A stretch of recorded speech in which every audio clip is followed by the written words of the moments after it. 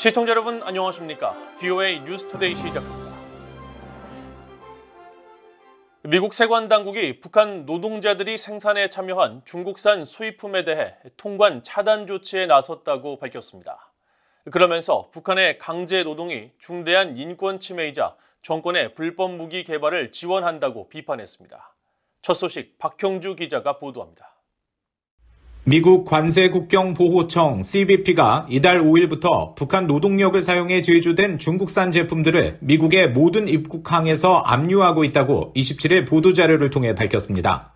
압류 대상은 징더무역, 릭신식품, 저장 선라이즈 의류그룹 등 3곳의 중국 업체에서 생산된 제품들입니다. 관세청은 이들 업체가 제조 과정에서 북한 노동력을 사용하면서 미국의 제재를 통한 적성국 대응법을 위반했다는 혐의가 조사 결과 드러난 데 따른 조치라고 설명했습니다. 지난 2017년 제정된 이 법은 북한 정권이 강제 노동을 통해 외화 수입을 얻는 것을 막기 위해 채굴, 생산, 제조 과정의 일부에라도 북한 노동력이 이용된 제품은 미국에 수입하지 못하도록 하고 있습니다. 관세국경보호청은 해당 제품의 생산 과정의 어느 단계에서도 강제 노동이 없었다는 명확하고 설득력 있는 증거가 제시되지 않으면 미국의 모든 입국항에서 이 업체들의 제품을 압류할 것이라고 밝혔습니다. 이에 따라 해당 수입업체는 압류 통보 후 30일 안에 관련 증거를 제시해야 하며 그렇지 않을 경우 제품들은 압류 몰수 대상이 됩니다. 관세국경보호청의 앤마리 하이스미스 무역담당 부국장은 당국은 미국 공급망에 강제 노동으로 생산된 제품이 유입되지 않도록 막고 이런 끔찍한 관행을 근절하는 데 전념하고 있다고 강조했습니다. 하이스미스 부국장은 특히 북한의 강제 노동 시스템은 국내외적으로 운영되면서 북한 정부의 대량 살상 무기와 탄도미사일 프로그램을 지원하고 있다고 지적했습니다. 그러면서 강제 노동은 중대한 인권 침해라면서 이런 제품들이 미국의 상업에 유입되는 일은 법적, 도덕적으로 용납할 수 없다고 강조했습니다. 북한의 강제 노동과 관련한 미국 세관 당국의 압류 조치는 이번이 처음은 아닙니다. 미국 관세국경보호청은 지난 3월 중국 스포츠 의류회사 리닝이 만든 제품들을 북한 노동력 사용 혐의로 미국의 모든 입국항에서 압류한다고 밝힌 바 있습니다. 그동안 미국 당국은 주로 중국 신장 위구르 자치구의 인권 침해 의혹과 관련해 중국 의류업계를 엄중히 단속해왔습니다. VOA 뉴스 박형주입니다.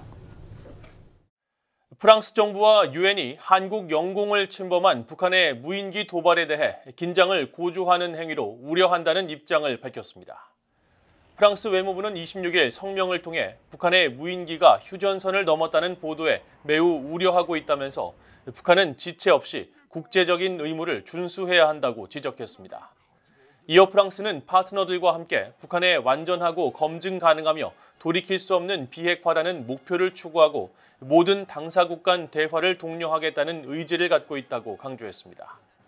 유엔 대변인실도 27일 북한의 무인기 도발에 대한 VOA의 논평 요청에 안토니우 구테르스 유엔 사무총장은 한반도의 긴장 고조에 대해 여전히 심각하게 우려하고 있다고 답하고 영내와 국제적 긴장을 고조시키는 데 일조하고 있다고 비판했습니다.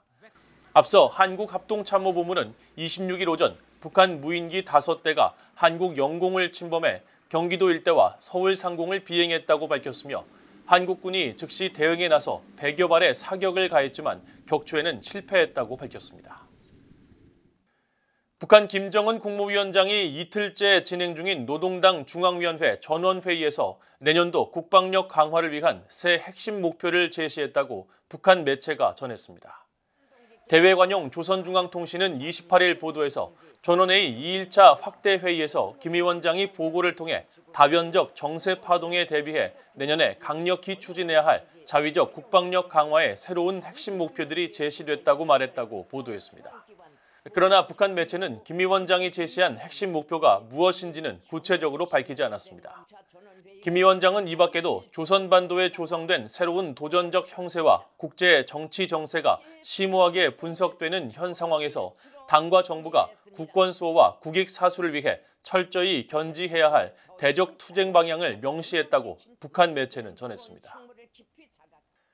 북한 서해상에서 선박 간 환적으로 의심되는 행위가 포착되면서 올해 BOA가 파악한 환적 의심 사례만 36건으로 늘어났습니다. 이런 가운데 통신 감청용 정찰기 리벳 조인트 미군 항공기들이 최근 한국 상공을 비행하는 모습이 연일 목격되면서 관심이 쏠리고 있습니다. 함지하 기자가 보도합니다.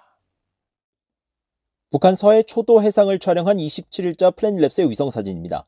북한 초도에서 남쪽으로 약 1km 떨어진 지점에서 길이가 50m인 선박 3척을 비롯해 길이가 각각 85m와 80m 선박 2척 등 모두 9척의 선박이 밀착한 상태로 4개의 무리를 만들어내고 있습니다. 유엔 안보리 대북제재위원회와 미국 정부 등이 지적한 전형적인 불법 환적 모습입니다. BOE는 그동안 플래닛랩스의 위성사진을 분석해 지난 4월 이후 32건의 선박 간 환적 의심 정황을 발견했는데 이번 4건이 더해지면서 이 일대에서 확인된 환적 의심 사례는 36건으로 늘었습니다. 대표적인 대북제재 회피 행위인 선박 간 환적이 올해도 계속되고 있음을 보여주는 대목입니다. 앞서 유엔 안보리 대북제재위원회 전문가 패널은 연례 보고서 등을 통해 북한이 공해상이 아닌 자국 영해에서 선박 간 환적을 벌이는 신종수법을 동원하고 있다고 밝히면서 이번에 선박 간 환적 의심 행위가 포착된 북한 초도 인근의 서조선만, 즉 북한 서해 일대를 새로운 환적지로 지목했습니다. 이런 가운데 한국 상공에선 미 공군 정찰기 RC-135B 리벳 조인트가 또다시 전개된 것으로 나타났습니다. 군용기의 위치 정보를 추적하는 오션어 등 트위터 계정은 리벳 조인트가 한반도 시각 27일 오후 5시에서 6시경 한국 서해와 인천, 서울, 경기도 일대를 비행했다고 밝혔습니다. 리벳 조인트는 수백 킬로미터 밖에 떨어진 전자정보와 통신정보를 수집하고 발신지를 추적할 수 있는 정찰기로 북한이 23일 평양 순안 일대에서 동해상으로 단거리 탄도미사일 SRBM 2발을 발사한 직후 한반도 상공의 모습을 드러낸 바 있습니다. 이에 앞선 21일에도 한국 수도권과 강원도 상공을 왕복 비행하는 항적이 포착됐는데 리벳 조인트가 지난 일주일 동안 최소 3차례 한반도 상공을 비행한 것입니다. 25일엔 미 공군의 공중급유기인 KC-135R 스트레토 탱커가 한국 신안 앞바다에서 포착됐습니다. 일반적으로 공중급유기가 폭격기, 정찰기 등의 연료를 공급하기 위해 운용된다는 점으로 미뤄볼 때 항적을 노출하진 않았지만 이 일대에서 다른 군용기가 전개됐을 가능성을 시사하는 대목입니다. 현재 한반도 일대에는 리벳 조인트 3대를 비롯해 여러 대의 미국 정찰기가 배치돼 있습니다. 특히 탄도미사일 감지와 추적에 특화된 미 공군 정찰기 RC-135S 코브라볼은 지난 21일 일본 오키나와 가데나 공군기지에 도착했으며 미 해군 해상 초계기인 포세이돈 여러 대는 최근 일본 본토와 오키나와 가데나 공군기지 사이를 비행한 항적을 남겼습니다. 이처럼 미군의 정찰 감시 자산이 한반도 일대에서 연일 항적을 노출하면서 북한의 추가 미사일 발사 등 도발과의 연관성에도 관심이 쏠리고 있습니다. BOE 뉴스 함지하입니다. 미국 상원 의원들이 북한 정권의 정보 통제에 대응하기 위한 이른바 원비어법이 제정된 것을 환영하며 북한 정권의 잔혹성을 상기하고 인권 유린에 대한 책임을 묻는 데 중요한 법이라고 강조했습니다. 민주당의 셰러드 브라운 상원 은행위원장은 최근 성명에서 원비어법 제정은 북한이 자국민과 억류자들을 상대로 저지른 인권 유린에 맞서 싸우고 북한의 감시와 검열, 억압에 대응하겠다는 우리의 의지를 재확인하는 매우 중요한 단계라고 강조했습니다.